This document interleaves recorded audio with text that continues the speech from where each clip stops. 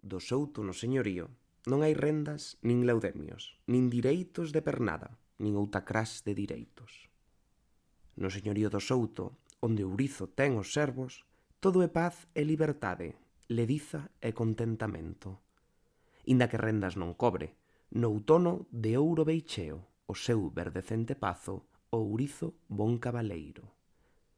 E cando olla tal tesouro, Ourizo, que xa vai vello, sorrí e o sorrir amostra a nobreza do seu peito, espallando ouro e bondades entre os seus ditosos servos.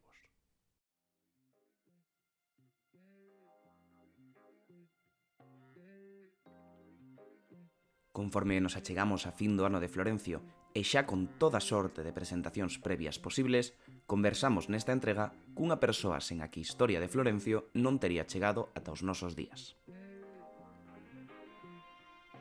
Falaremos longo e tendido con Ricardo Gurriarán Rodríguez, autor de Florencio Delgado Gurriarán, vida e obra dun poeta valdiorrés republicano e galeguista.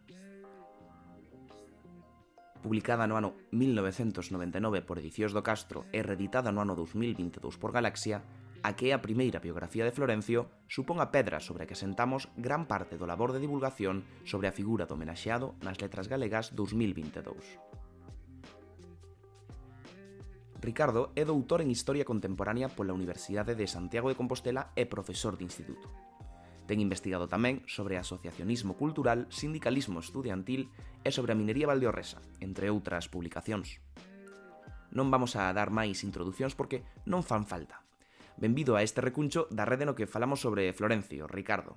Como estás? Hola, boa tarde. Comezamos cunha pregunta sinxela, aberta, para que ti tamén nos contes nos teus propios termos. Dinos, que te une a Florencio? Que me une a Florencio? Bueno, primeiro, úneme fundamentalmente o lazo familiar de entrada, non? Pero, bueno, eu preocupeime no seu momento de poñer en valor aquilo que silenciaba a cultura oficial no seu momento. E un dos silencios máis grandes que houve aquí durante moito tempo foi o exilio. Eu coñecín a Florencio, primeiramente, polo que contaba meu pai, polas cartas que se recibían e, fundamentalmente, por que era un personaxe que a medida que fun avanzando de adolescencia pa diante, sempre me chamou moitísimo a atención que unha persoa que non pudese estar na súa terra, porque na súa terra hai un escenario moi dificultoso no ámbito das liberdades e con unha dictadura e con unha guerra civil relativamente cercana no tempo, eso todo fixo, un paquete que Florencio para min o único que desexaba xa cando tiña 14 ou 15 anos é velo. E cando sonou o de que probablemente iba a vir alá polo ano 68, pois sentín unha curiosidade de ver aquel personaxe porque, bueno, entre outras cousas, eu creo que chegou un momento que eu fixen unha reflexión personal e Florencio existirá. Bueno, coñecía todas as súas irmás, etcétera, tal, bueno, a tía Rocío, a tía María, etcétera, o irmão del Edmundo, e bueno, eu vivín bastante en Córgomo, os veráns pasei temporadas en Córgomo, semanalmente, polo menos unha vez iba con meu pai, e sempre se falaba tamén de Florencio, falaba o tío Manuel, falaban as súas irmás, e falaba tamén algunha xente que o coñecía, por exemplo, Xeno, que era un primo del, que vivía a carón da casa onde viviu Florencio na súa segunda volta a Galicia desde o ano 28. Eso é o que máis me chamaba a atención, encima era poeta, na miña casa recibíase vieiros, na miña casa pois había bebedeira, había Galicia en Cinda, bueno, todo eso amalgamaba unha misteriosidade así grande, no? Polo tema da guerra, polos silencios, a educación do silencio foi a que recibín.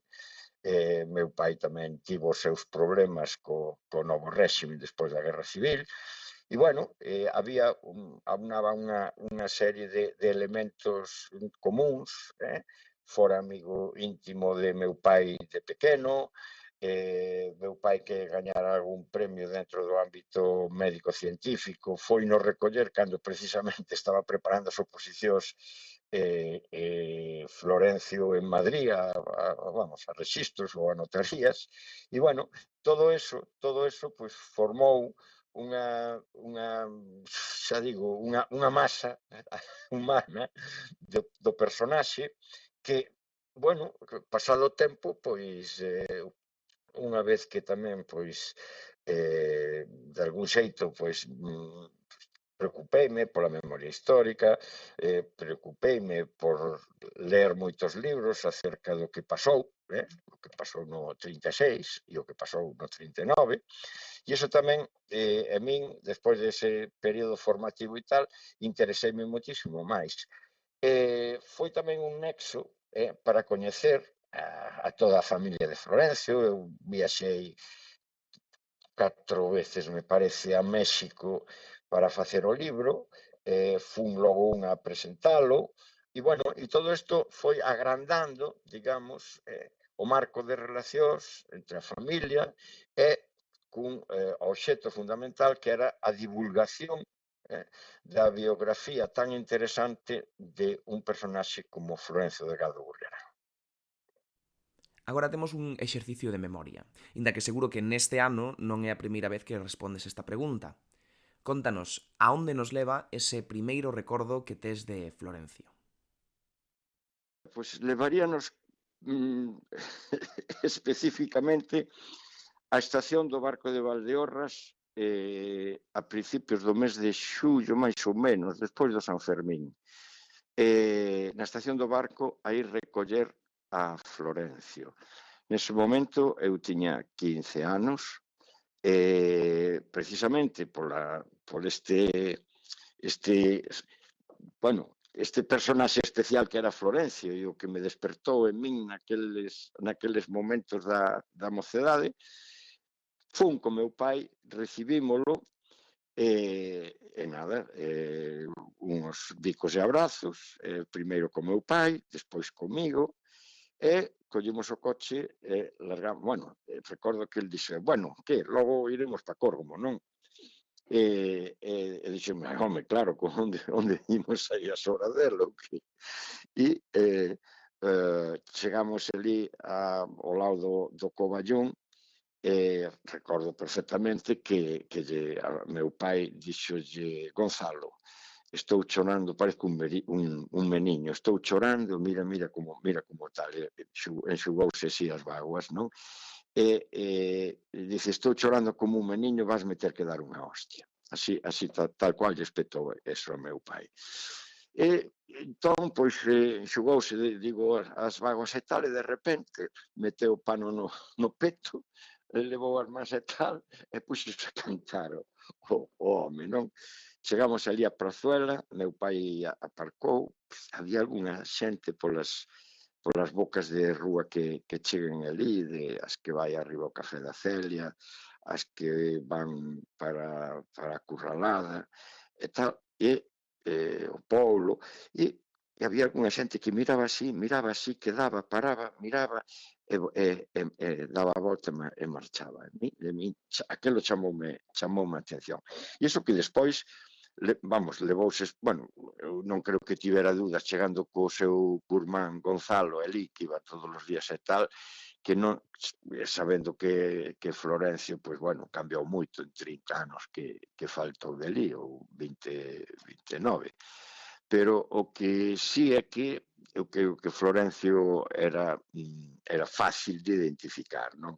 Que digo que logo, independentemente que ao mellor, pois, non sei, estábamos no tardofranquismo, comezando o tardofranquismo en plena dictadura, o ano non foi un ano fácil para para o goberno franquista, para a dictadura. Decir, houve moitas movilizacións estudantiles en toda España, houve moitas folgas tamén na industria, e bueno, foi un ano duro, e aquel ano Florencio recala de novo despois de a xente ao mellor pois tivo un certo reparo en chegarse e tal. Pero despois que tivo moi boa relación con todo o mundo, políticamente, digo, nas outras veces, non? Porque aí foi ao pouco morreu o seu tío Manuel e bueno, estivo bastante por Galicia visitando amigos, tanto na Coruña como en Vigo, e logo pois retornou a Córdoba e tal, pero tampouco estuvo demasiado tempo en Córdoba. Sí que aproveitou, pois eso, para saudar a moita xente e tal. E eu, bueno, quedei así bastante impactado coa figura de Florencio, con ese primeiro acto así de chegada de Vicos e logo con ese episodio da frase que lle espetou ao meu pai e logo chegar ao Córgomo, ir a ver o tío Manuel 2 ou 3, debe morrer, non sei, a mellor unha semana, non podo ahora mesmo calcular, teria que miralo, pero aproximadamente entre 3 ou 4 días pudo despedirse do seu tío Manuel, que era o seu referente en Córgomo, digamos, como Petrucio familiar. Morreran xa o pai e a nai, como se é ben sabido, a Florencio, e era a xeración anterior a única persoa que quedaba viva no seo da familia. E nada, esta foi a miña sensación naquel momento. Despois xa tive máis relación con el, eu xa acabar a carreira a segunda vez que tal, que eu estudiei en Madrid, cando viñen para Galicia, el chegou estando xa eu en Santiago traballando. E aí tive bastante máis relación con el, estivo na casa onde eu vivía, estivemos xuntos, coñecín a Piñeiro da man del, e bueno, foi así un achegamento, digamos, e unha sintonía bastante importante, eso que estábamos moi distanciados políticamente. Ele era galeguista e quería revitalizar o Partido Galeguista de antano, e eu, pois, bueno, militaba en partidos de esquerda, moi de esquerda, e que, bueno, falábamos, tiñamos elementos comuns, pero, bueno, ele era sabedor que eu estaba bastante á esquerda do Partido Galeguista. Facer unha biografía require un traballo de documentación, planificación e elaboración complicado. Como se xesta a creación do libro?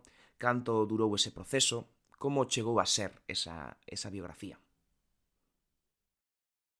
Pois o libro durou en xestarse 2 anos aproximadamente. Sí, entre ano e medio e 2 anos.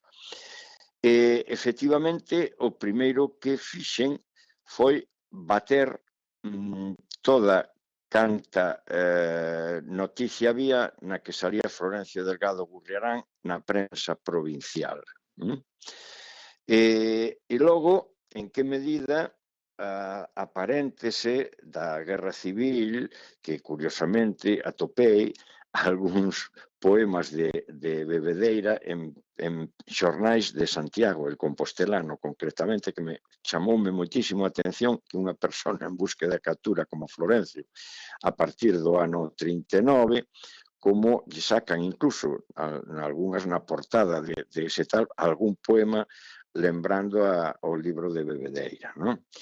A parte da prensa, das revistas que había, os libros que había con referencias tanto específicas de filólogos e de xente que fixo libros sobre a historia da poesía galega de mitad dos 50, de todos os artículos que había relativos a publicación de Bebedeira, tanto de Carballo Calero como de don Ramón Otero Pedrallo, de todos os galeguistas que de algún xeito, como Ramos, tamén de Ourense, fun recollendo todo tipo de referencias bibliográficas acerca de Florencio. Eso é o primeiro que fixen no Arquivo Histórico da Universidade e en todos cantos artigos, en todos tantos arquivos podía atopar algo. É curioso que naquel momento, estamos falando pois, do ano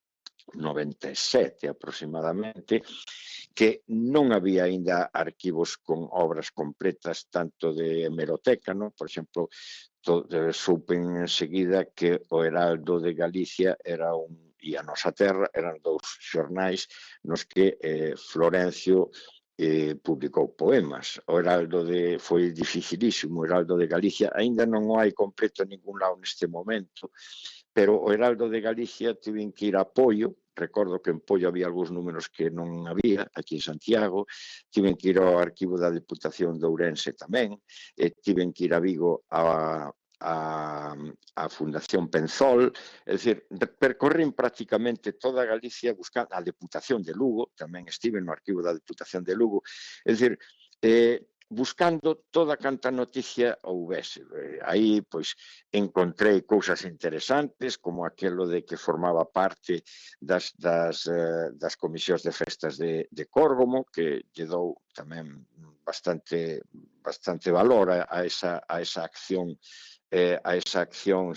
societaria ou social que en Florencio, que bueno, resulta chocante, que xogou en equipo de fundo, que facía gimnasia, que logo tamén, pois estive na Casa de Córgomo, atopei algúns libros que bueno, atópanse agora na Biblioteca do Barco, que leva o seu nome, que bueno, que relatan de algún xeito, ou vamos, aseguran que tipo de lecturas formativas tivo Florencio no seu tempo.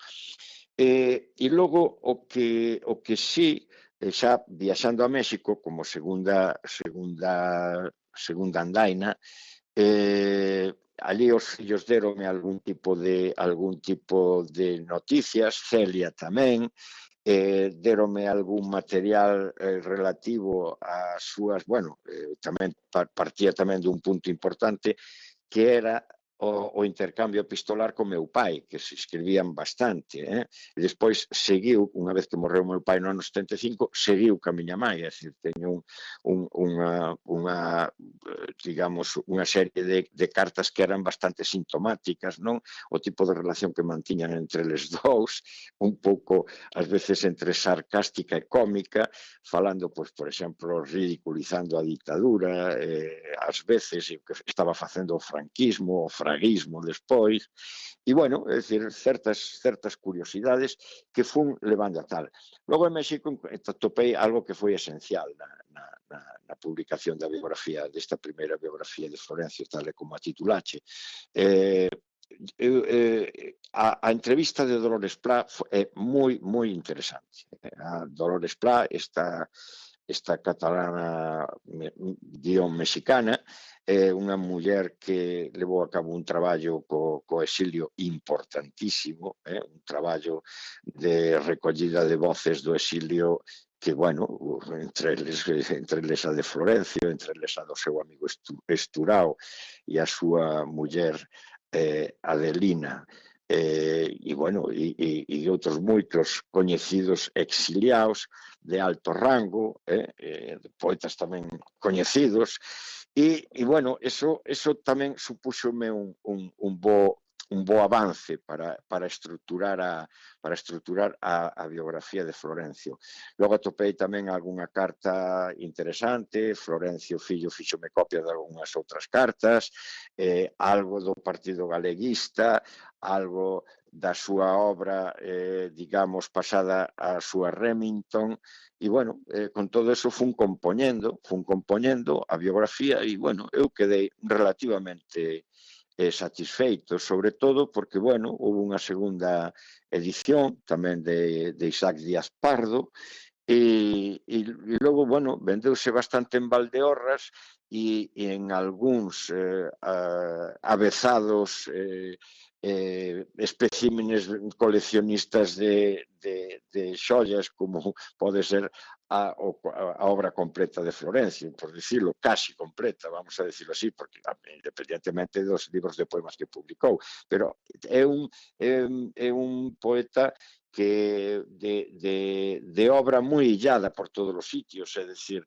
desde Lar de Buenos Aires, revistas en Venezuela, en Uruguai, no propio México, por suposto, logo aquí en España tamén, como se sabe perfectamente, e bueno, fun compoñendo puzzle e, bueno, saliu unha cousa para ser a miña ópera prima eu creo que, bueno, eu xa digo, quedei moi satisfeito e o obxectivo naquel momento era que fose coñecido en Valdeorras e que fose coñecido, digamos, como poeta do exilio. Asistín a algúns congresos para divulgar a súa obra como exiliado exemplar.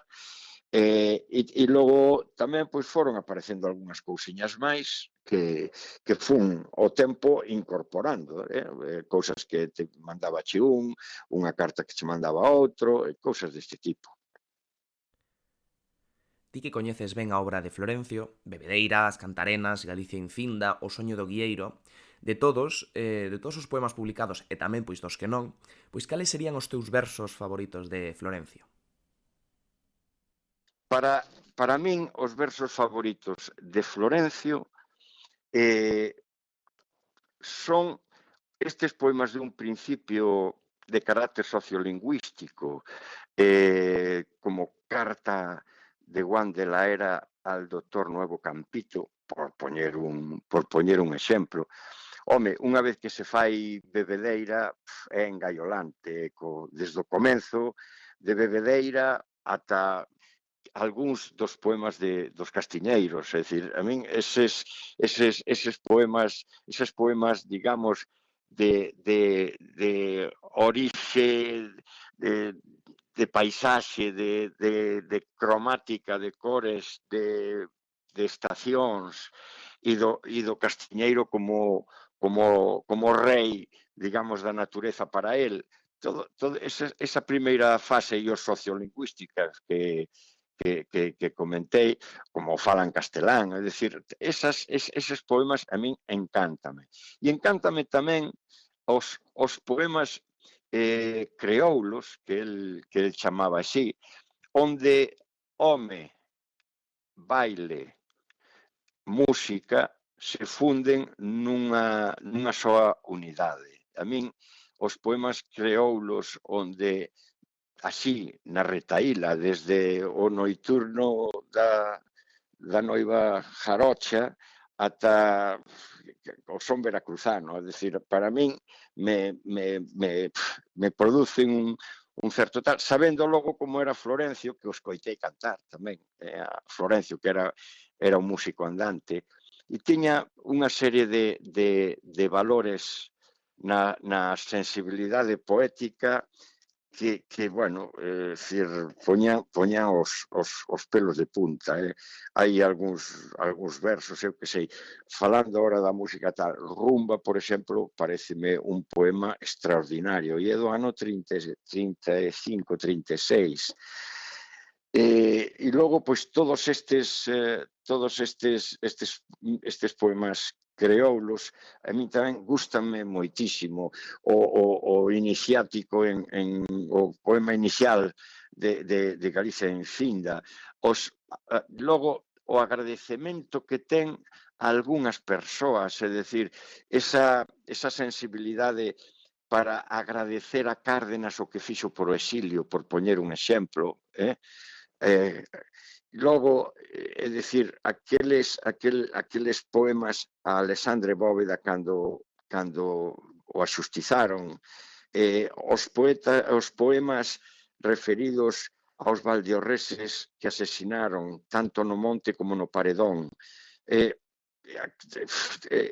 os poemas de Compromiso, para min, independentemente que ten uns poemas que son de Valdeorras e nada máis que exclusivos de Valdeorras e da súa natureza, esa sensibilidade para trasladar a creación poética, a unha serie de barbaridades que se estiveron facendo de forma sistemática na dictadura. A mí me parece que esa mudanza de un lado a outro é exquisita en canto a poeta comprometido e poeta da súa terra. Eu non podo esquecer tampouco no ánimo do agradecemento a don Ramón Otero Pedrallo, que foi un dos que máis empuxou para que se convertise Florencio nun poeta de recoñecido prestixio. Todo isto fan un todo pola versatilidade que ten e como a circunstancia dalle acomodo el e é capaz de facer o que fixo. Logo, as versións de poemas consagrados traducidas ao galego, é dicir, vamos, eu ao principio sabía moi pouco de poesía, pero bueno, eu tampouco é que neste momento saiba moito de poesía, pero si podo saber neste momento o que me gusta e o que non me gusta, e podo definirme. Non, isto sí, isto non, e xa que me faz esa pregunta, eu respóndoche con toda a sinxeleza e con todo o corazón aberto para decirche que é o que me gusta e que me gusta pois casi todo. Alá onde tira pa diante comezando un poema, logo como agarima cada poema, como modifica, como se axusta na forma de ir mudando co paso do tempo en 2 ou 3, ás veces 4 publicacións dun mesmo poema que vai alambicando, casi como se fai o aguardente, non? Iso en unha persoa como Florencio, que amplíe tanto a vano en función da circunstancia, estás diante de un poeta con uns valores extraordinarios, non? Porque o rescate de valores que tiña Florencio para trasladar ca pluma esa sensibilidade é de un valor, bueno, xa o mero feito de que tantos outros que marcharon co exilio para lá e bueno, fixeron o que puderon vivir, foi moito, pero que este home en ningún momento tapara a pluma para facer, que en ningún momento tapou a pluma da fábrica de poemas que levaba nos dedos. Eso é unha maravilla, que estivo hasta os 80 anos, que casi que morreu, está facendo os últimos poemiñas, se non é para o San Jorge de Vilamartín, pois é para o viño de algún lado, e se non é voando no jet, mételle unha batida ao rei Juan Carlos ou as coronarias que colleu tendo un infarto de miocardio. Pois deste tono. E logo tiña un humor espectacular e tiña tamén unha retranquiña moi ben levada, daba gusto lerlle os poemas. Ricardo, ti es un narrador privilexiado neste relato que construímos a carón da figura de Florencio. Non só polas cuestións mencionadas e polo que levas dito, senón tamén por ter o privilexio de ter coñecido o poeta en vida. Que destacarías de Florencio que quede normalmente fora da historia que se conta sobre el? Pois, vamos ver, eu creo, bueno, unha das cousas que nas últimas investigacións que fixen é que souben por unha listaxe no que poñía medianamente uns apuntes biográficos que fixeras antes da guerra, que fixeche no exilio previo, por onde saliches, cosas, que cargos tiñas, e tal. Florencio foi alcalde accidental do concello de Vilamartín, segundo pon a listaxe do Ipanema e en estas pequenas biografías de cada un. E eu levei unha gran sorpresa, porque nunca o fací,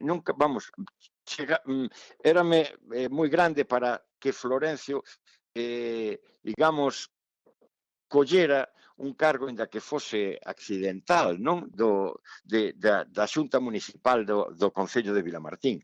Extrañoume moitísimo. Tamén, bueno, claro, é dicir, outra cousa é estar nunha guerra e ter que exercer determinadas funcións que non eran as túas propias, non? Como é, pois, esa axuda solidaria a marchar fora. Pero Florencio, que tivo, xa digo, un cargo importante no Concello de Vilamartín, da que fose desde febreiro ou marzo ata o golpe de Estado en xullo, pero sí, Florencio estivo aí. Despois estivo tamén no secretariado do Partido Galeguista, pero xa en guerra e alá en Barcelona.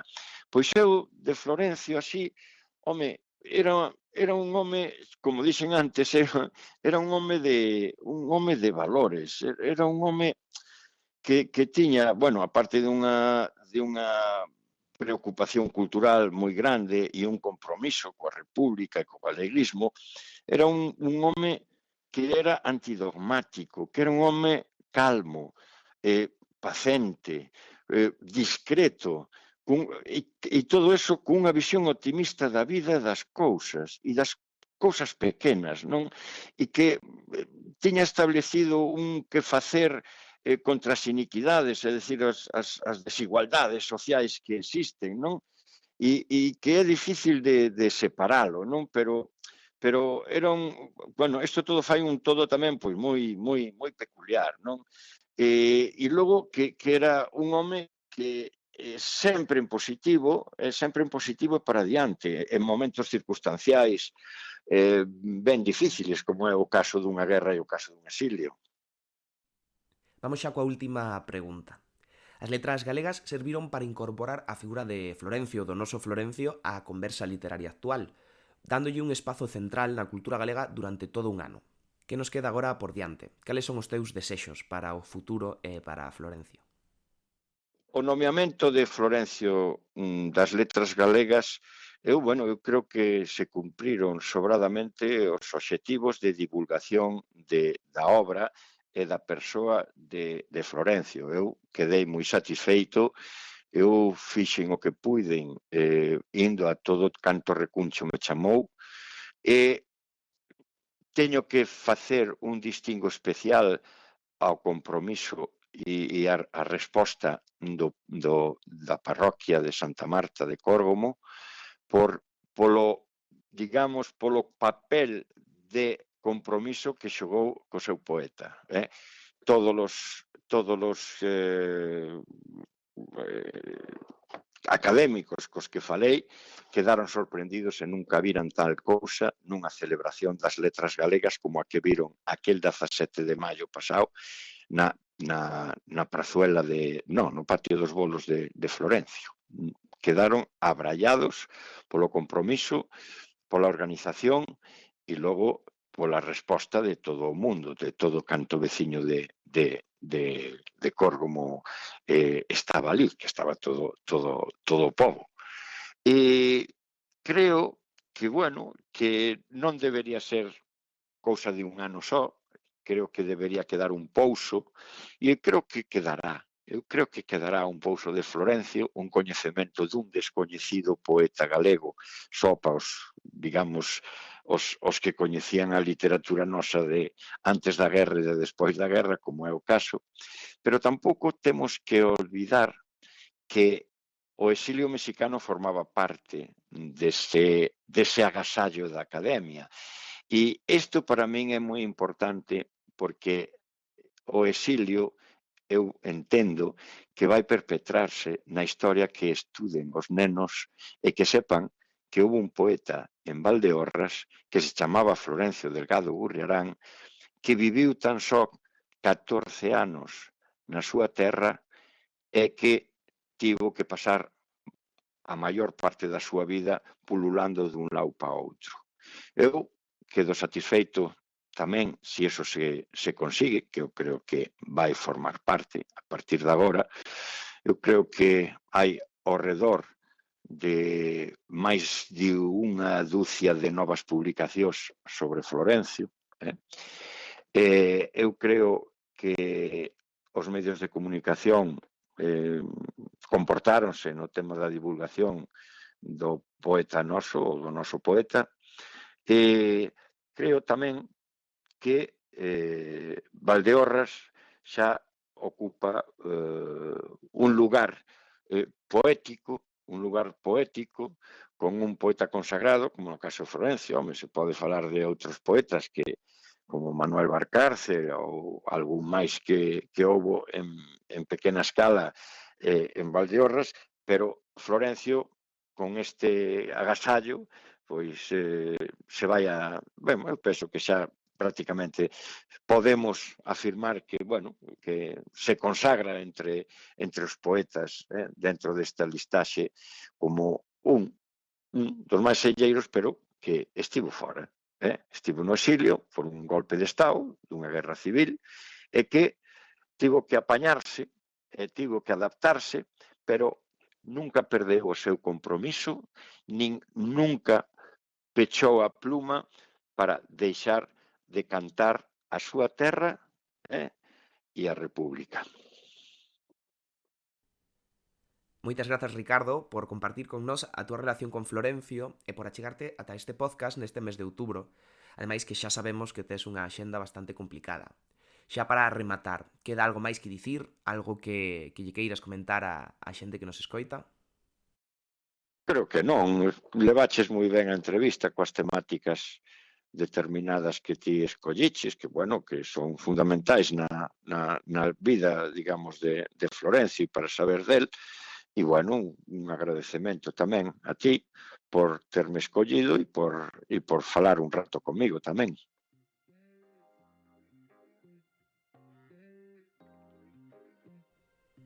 E ata aquí esta 10ª entrega do podcast.